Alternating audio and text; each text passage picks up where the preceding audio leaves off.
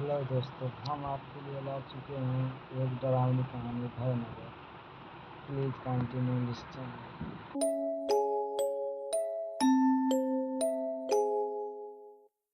श्रावणी राय बहादुर को हैरानी से देख रही थी और राय बहादुर के चेहरे पर एक शिकन भी नहीं थी।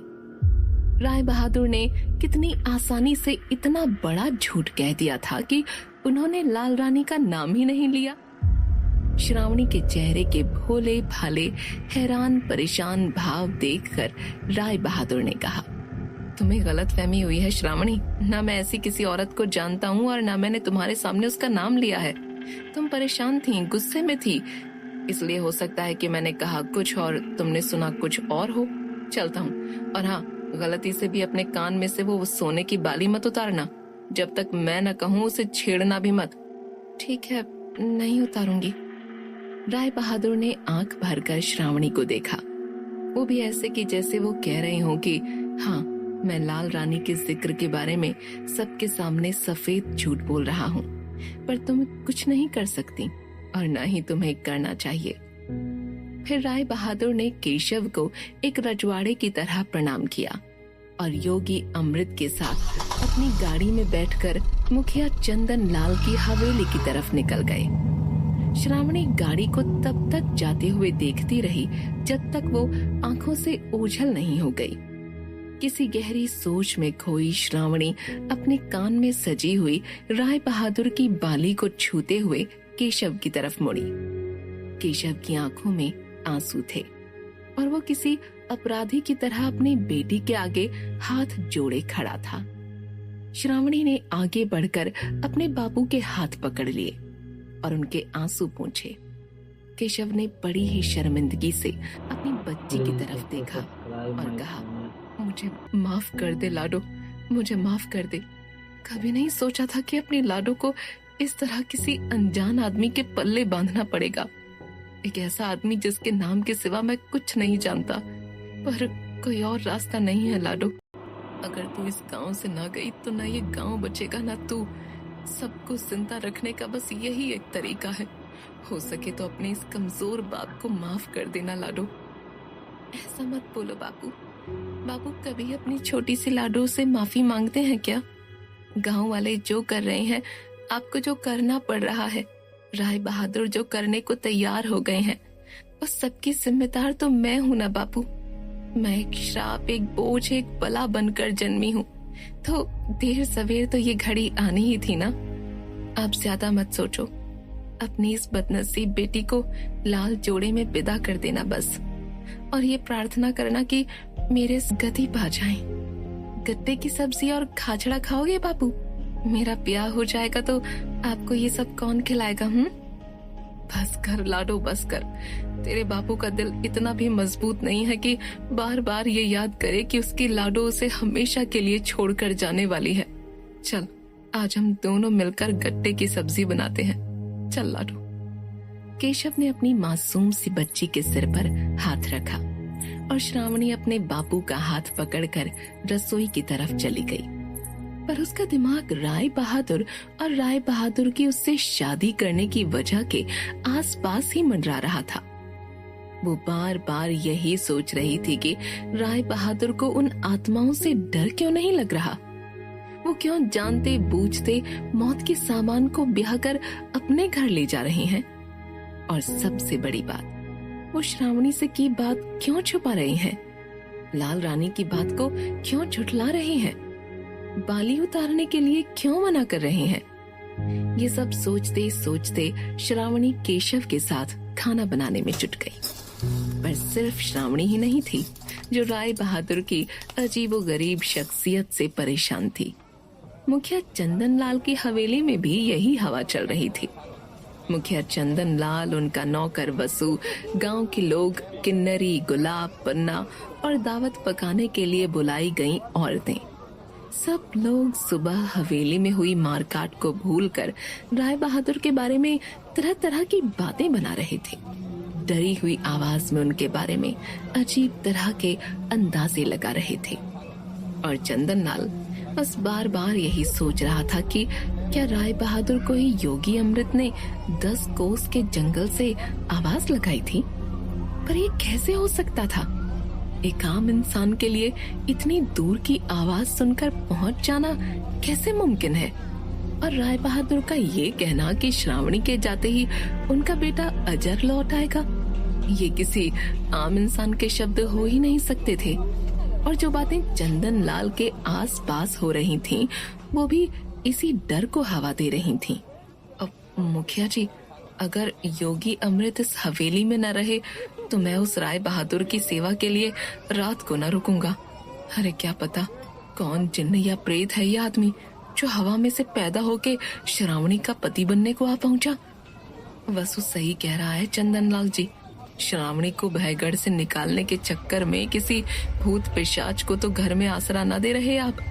अरे मरे मरे अपना सारा बहा खून समेटकर जिंदा हो गया वो आदमी। डर न लग रहा आपको? क्या करने लगे हो मुखिया जी? सबकी बात मान क्यों नहीं रहे आप? आज सवेरे ही अपनी बहू, भतीजे और बेटे को गंवाया है आपने। उस राय बहादुर को हवेली में लाके अपने पोते की जान भी खतरे में डालोगे क्या? कौन जाने क्या बला है वो जिसके आगे श्रावणी में बैठे भूत भूतनियों की भी न चली। बस, और बस का मतलब है बस। राय बहादुर तेज प्रताप सिंह कोई भूत हो, पिशाच हो, जिन्न हो या आम आदमी हो, मुझे कोई फर्क नहीं पड़ता। वो श्रावणी को ब्याह कर हम सबकी जिंदगी से दूर ले जाएगा। हमें बस उससे मतलब होना चाहिए। और मैं उसे योगी अमृत के भरोसे पर भयगढ़ में लेकर आया हूँ। योगी अमृत एक चिरंजीवी तपस्वी हैं। कोई बुरी आत्मा उनका साया भी बर्दाश्त नहीं कर सकती। मगर राय बहादुर उनके साथ मेरी इस हवेली में ब्याह तक रुकने को तैयार है। 100 बात की एक बात है, समझ लो तुम सब लोग। राय बहादुर शैतान हो या इंसान, उसकी सेवा में कोई कमी नहीं होनी चाहिए। और खबरदार, जो उसके या योगी अमृत के सामने किसी ने भी कोई उल्टी सीधी बात की तो अगर रात में राय बहादुर के साथ रहने में डर लगता है तो तुम लोग शाम को वापस घर जा सकते हो। मैं खुद सब संभाल लूंगा। मुखिया चंदन लाल के ऐलान ने सबके मुंह पर ताले लगा दिए। अब राय बहादुर चाहे कोई भी हो, कुछ भी हो, सबको उनका एक दामाद की तरह सत्कार करना था। भले ही सर पर तलवार लटक रही हो या मौत मंडरा रही हो, राय बहादुर को शादी होने तक पलकों पर बिठा कर रखना था। अचानक हवेली के बाहर गाड़ी की आवाज सुनाई दी। चंदन लाल ने पन्ना और किन्नरी को देखा और दोनों फूलों के हार, तिलक की थाली और मिठाई लेकर दरवाजे पर खड़ी हो गईं। दरवाजे के किवाड़ खुले और राय बहादुर तेज प्रताप सिंह ने हवेली के अंदर कदम रखा और उनके पीछे पीछे आए योगी अमृत। चंदन लाल ने हाथ जोड़कर उनका स्वागत किया। पन्ना और किन्नरी ने स्वागत के गीत गाए। राय बहादुर का तिलक किया, आरती उतारी और उन्हें फूलों के हार पहनाए। राय बहादुर ने सबको हाथ जोड़कर धन्यवाद दिया और चंदन लाल के नन्हे पोते के गाल सहलाते हुए सबसे कहा, राणावत, वसु, किन्नरी, पन्ना, गुलाब, तुम 7 दिन के लिए इस हवेली से बाहर रह सकते हो। मेरी सेवा करने की तुम में से किसी को कोई जरूरत नहीं है। मेरे सेवक भानु और रानो यहाँ पहुँचते ही होंगे। राय बहादुर का तीखे लहजे में सुनाया गया फैसला सुनकर सब हैरान भी हुए और डरे भी। क्या हो गया था? क्या राय बहादुर किसी बात से नाराज हो गए थे? चंदन लाल ने बड़ी विनम्रता से अपने हाथ जोड़े और राय बहादुर से पूछा, हमसे कोई गलती हो गई क्या राजा साहब? क्या सब इंतजाम आपके हिसाब से नहीं है? आप कहिए तो सही, हम सब आपकी पसंद के हिसाब से बदलवा देंगे। चंदन लाल, बात इंतजाम की नहीं, इंतजाम करने वालों की है। तुम्हारे सभी नौकर चाकर, छोटे बड़े काम करने वाले लोग हमें कोई पिशाच समझ रहे हैं, हमसे डर रहे हैं। ऐसे में ये भला हमारी क्या सेवा करेंगे, हमारा क्या ख्याल रख सकेंगे? इसलिए इनमें से कोई भी अगले 7 दिन तक इस हवेली में नहीं दिखाई देगा। हवेली का सारा काम और हमारा सारा काम भानु और रानो ही देखेंगे। आप सब लोग जा सकते हैं, जाइए अभी। राय बहादुर की आवाज की गूंज सुनकर हवेली के सभी नौकर चाकर माफिया मांगते हुए भाग खड़े हुए। योगी अमृत ने चंदन लाल और उसके नवजात पोते को देखा और कहा, चंदन लाल, अगर तेरे मन में भी राय बहादुर साहब को लेकर कोई शंका है या डर है तो तू भी अपने पोते के साथ अगले 7 दिन तक इस हवेली के बाहर रह सकता है। अगर तुझे अपने और अपने पोते के लिए जान का डर लग रहा हो तो तू भी जा सकता है। आपकी हवा को देखकर लगता तो नहीं कि आपको हमसे किसी भी तरह का कोई खतरा महसूस हो रहा है, पर अगर आपको हमें लेकर जरा सा भी शक है तो आप भी जा सकते हैं। राजा साहब, आप कौन है या क्या है ये तो मैं नहीं जानता, पर मुझे योगी अमृत पर पूरा भरोसा है, इसलिए मुझे आपसे कोई डर नहीं, न अपनी जान के लिए और न अपने पोते की जान के लिए। आप आराम से मेरी हवेली में रह सकते हैं। राजा साहब, मैं भी आपके साथ, योगी अमृत के साथ और अपने पोते के साथ यहीं रहूंगा। आइए, मैं आप दोनों को आपके कमरे दिखा दूं। शायद चंदन लाल ने अपने घर में कुछ ही घंटों पहले भूत पिशाच, खून खराबा, मौत, पागलपन और साक्षात नर्क का ऐसा नजारा देखा था कि अब उसे किसी चीज से डर लगकर भी नहीं लग रहा था। उसे बस किसी भी तरह श्रावणी को भयगढ़ से बाहर निकालना था और अपने बेटे अजर को वापस लेकर आना था। चंदन लाल ने राय बहादुर और योगी अमृत को उनके कमरे दिखाए।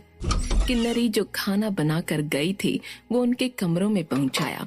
उनसे कहा कि कल सुबह वो शादी के लिए जो भी इंतजाम करवाना चाहते हैं वो भयगढ़ के लोगों को बता दें, जैसा चाहेंगे वैसा कर दिया जाएगा। इतना कहकर चंदन लाल अपने पोते को लेकर नीचे वाले कमरे में सोने चला गया। 1 घंटे बाद योगी अमृत ने राय बहादुर के कमरे का दरवाजा खटखटाया और वो दरवाजा अपने आप खुल गया। योगी अमृत कमरे के अंदर आया और उसने देखा कि राय बहादुर एक लालटेन की धीमी रोशनी में सिर्फ एक सफेद सूती धोती पहने जमीन से 2 फुट ऊपर उठकर हवा में ध्यान लगाकर बैठा है। अलग अलग रंग की रोशनी उसके पूरे शरीर के आर पार इस तरह बह रही है जैसे किसी रोशनदान की जाली से इंद्रधनुष गुजर रहा हो। योगी अमृत चुपचाप खड़ा ये नजारा देखता रहा और अपनी आंखें मूंदे मूंदे ही राय बहादुर ने उससे पूछा, अमृत, अगर तुम हमसे ये पूछने आए हो कि लाल रानी का नाम सुनकर श्रावणी ने पलटकर क्या किया या क्या कहा, तो इसका जवाब देना अभी सही नहीं होगा। पर कुछ तो कहो तेज, ये नाम सुनकर श्रावणी पर या उसके अंदर बैठी उन आत्माओं पर कोई असर ही ना हुआ हो, ये हो ही नहीं सकता। मुझे विश्वास है कि तुमने उसे लाल रानी कहकर बुलाया, तभी वो शादी के लिए तैयार हुई है। राय बहादुर ने अपना ध्यान तोड़ा, जमीन पर उतरे। रोशनी की किरणें उनके शरीर में लुप्त हुईं और उन्होंने योगी अमृत से कहा, श्रावणी शादी के लिए इसलिए तैयार हुई है क्योंकि मैंने ये बात उसके दिमाग में अच्छी तरह से बिठा दी है कि आगे वो आत्माएं जो भी करेंगी उसकी जिम्मेदार सिर्फ वो होगी। और श्रावणी शादी के लिए इसलिए भी तैयार हुई है क्योंकि मैंने उसके अंदर बैठी उन शैतानी आत्माओं को एक सोने की बाली में बांध दिया है। वो न श्रावणी को नुकसान पहुंचा सकती हैं और न किसी की जान ले सकती हैं। राय बहादुर के ये कहने की देर थी कि अचानक हवेली में चूड़ियों और पायल के खनकने की आवाज आने लगी। पूरी हवेली में एक भूतिया औरत की आवाज में लोरी की आवाज गूंजने लगी। राय बहादुर, योगी अमृत और चंदन लाल भागकर अपने कमरों से बाहर निकले। बाहर निकलकर उन्होंने जो देखा वो किसी को भी डर से मार देने के लिए बहुत था। श्रावणी तीसरी मंजिल की छत की बन्नी के आखिरी छोर पर चंदन लाल के पोते को लेकर खड़ी हुई थी। उसका सफेद रंग, लाल आंखें, बिखरे बाल और उसके गले से निकल रही वो भयानक लोरी एक ही बात कह रहे थे कि श्रावणी उस बच्चे को लेकर बन्नी से कूदने वाली है। क्या होगा अब? सोने की बाली का तंत्र टूटा कैसे? या उन आत्माओं ने कोई बीच का रास्ता ढूंढ निकाला? क्या श्रावणी उस नवजात शिशु के साथ छत से कूद जाएगी? या राय बहादुर किसी तरह उन शैतानी आत्माओं को एक बार फिर रोक लेंगे? जानने के लिए सुनते रहिए श्रावणी और राय बहादुर की कहानी, जिसका नाम है भयनगर, सिर्फ पॉकेट एफएम पर।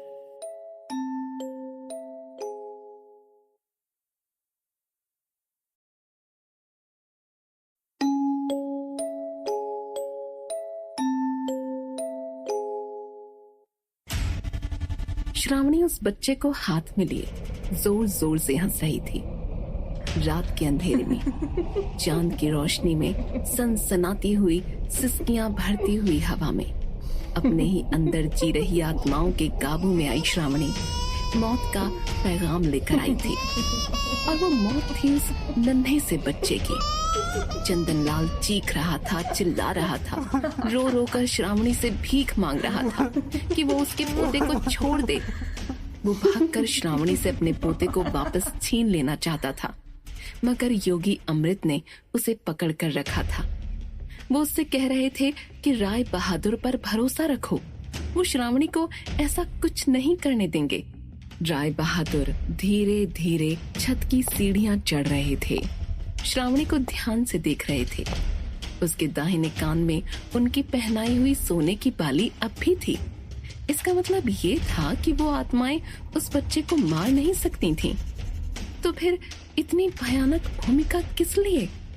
राय बहादुर छत पर आए और उन्होंने छत की बन्नी के कोने पर खड़ी अपने डरावने रूप में मौत की हंसी हंस रही श्रावणी को देखा और उससे कहा, जब हमने तुम सबको इस सोने की बाली से बांध दिया है, तुमसे ये साफ साफ कहा है कि अगर तुमने श्रावणी को या किसी को भी मारने की या दर्द देने की कोशिश की तो श्रावणी के शरीर में रहते रहते ही तुम नर्क भोगोगे।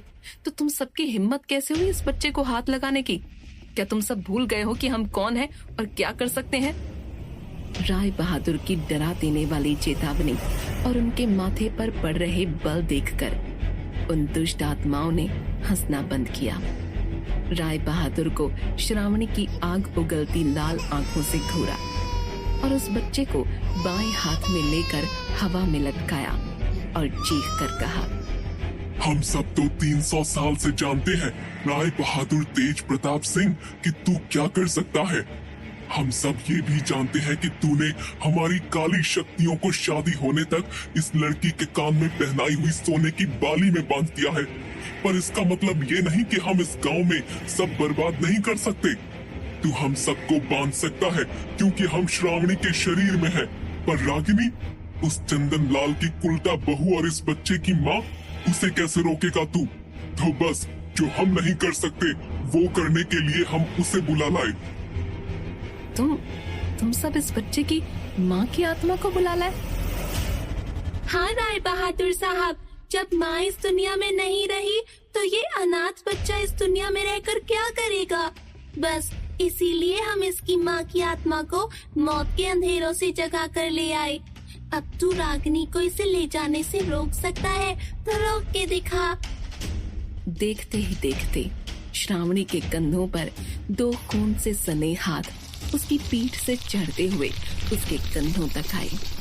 फिर उसके सर के पीछे से रागिनी के आधे कटे हुए सर ने ढांका और फिर रागिनी ने अपने बच्चे को देखकर दर्द से चीख मारी और श्रावणी के कंधों पर चढ़कर अपने बच्चे को देखकर जोर जोर से रोने लगी। रागिनी का रोना दर्द भरा भी था और डरावना भी।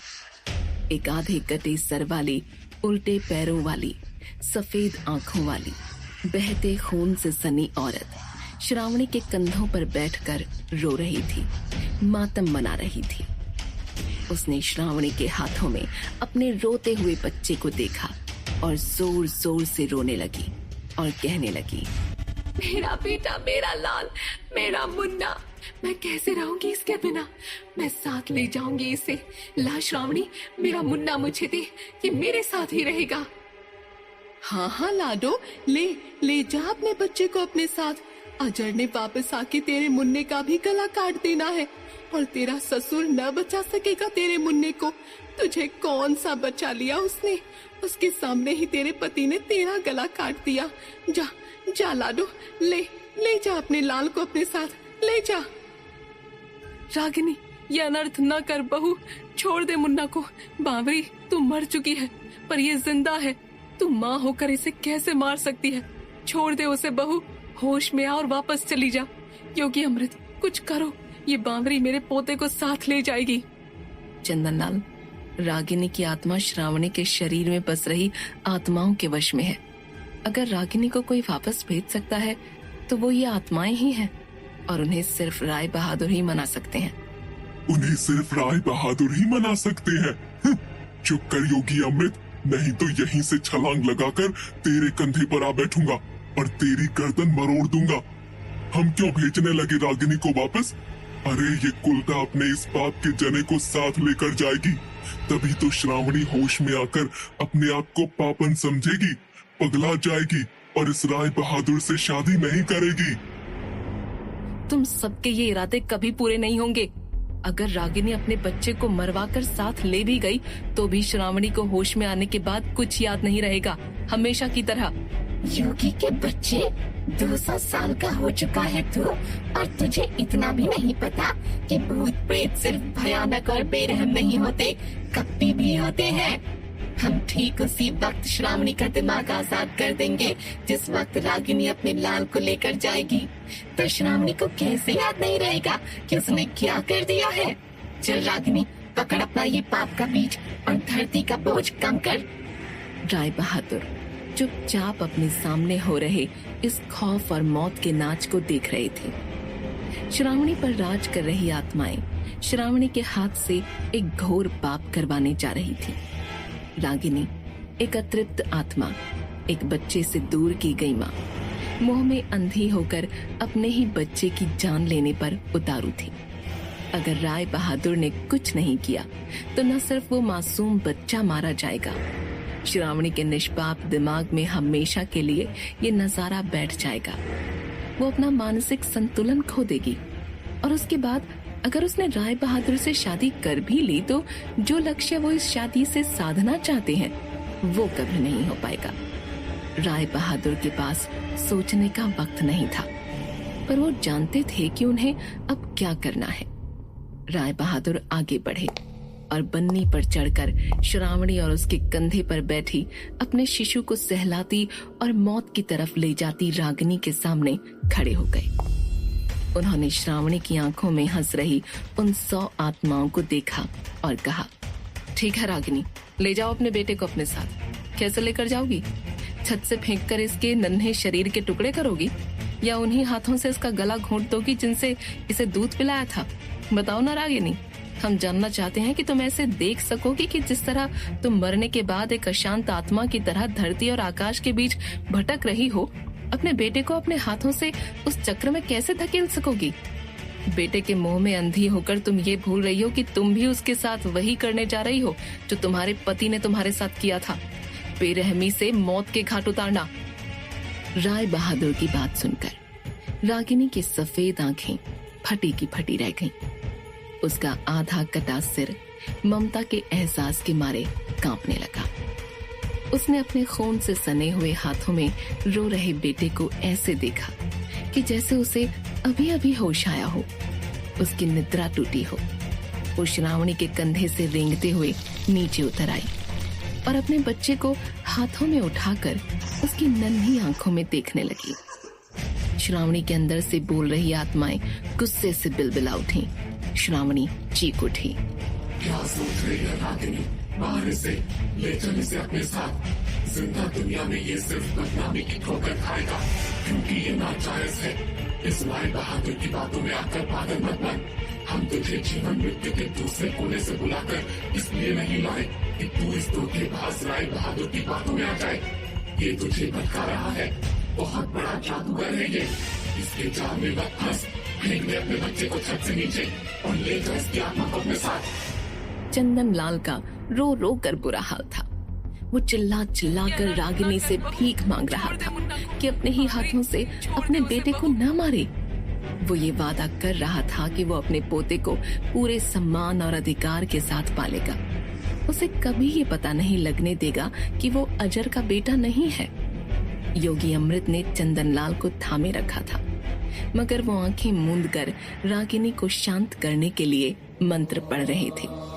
श्रावणी के अंदर की आत्माएं पागलों की तरह रागिनी को झकझोर रही थीं।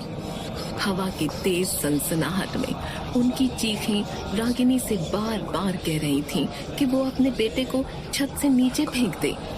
राय बहादुर एकदम शांत खड़े थे, जैसे कि वो जानते हों कि अब क्या होने वाला है, और जो वो सोच रहे थे वही हुआ।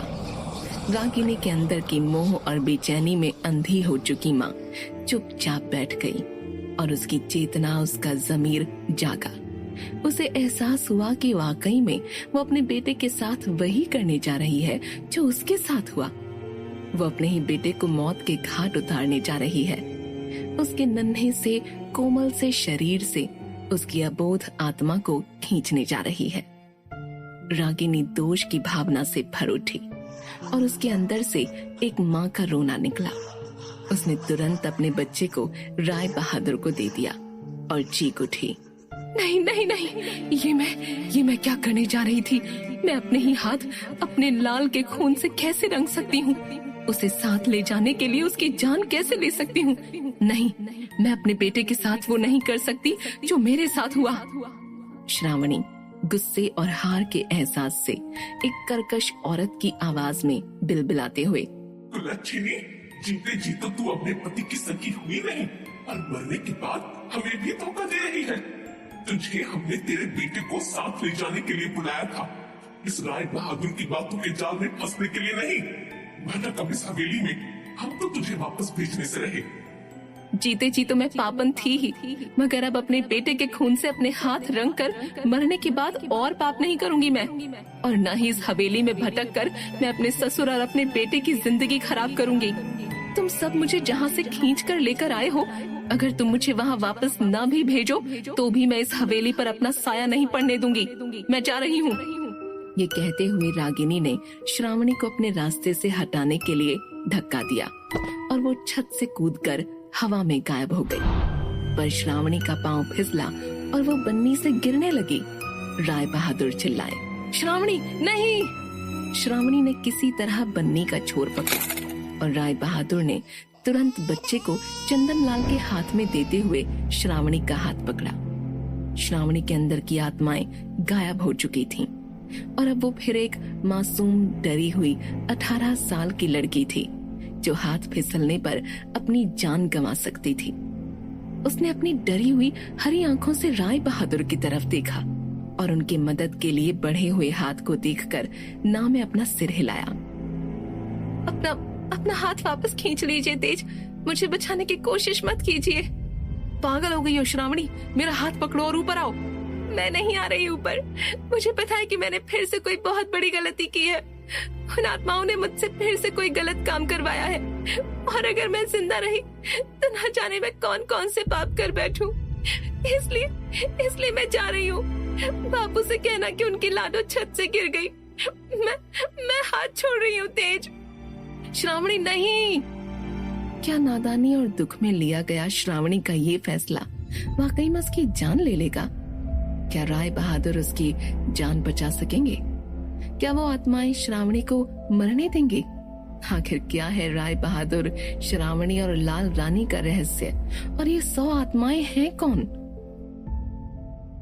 क्या राय बहादुर और श्रावणी की ये अनोखी कहानी शादी के मंडप तक पहुंचेगी या राय बहादुर को खाली हाथ हुकुमपुर लौटना पड़ेगा? जानने के लिए सुनते रहिए श्रावणी और राय बहादुर की कहानी, जिसका नाम है भयनगर। सिर्फ